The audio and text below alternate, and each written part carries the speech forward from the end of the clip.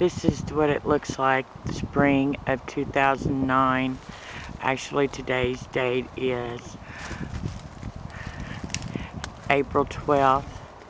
We're out morel mushroom hunting, and we had a terrible ice storm this year, but until you're in the woods, do you see the magnitude of what it has done?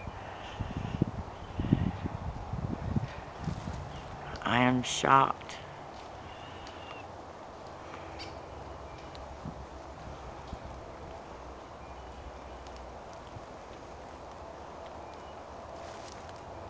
And it's like this every inch, foot, mile, as long as there's woods.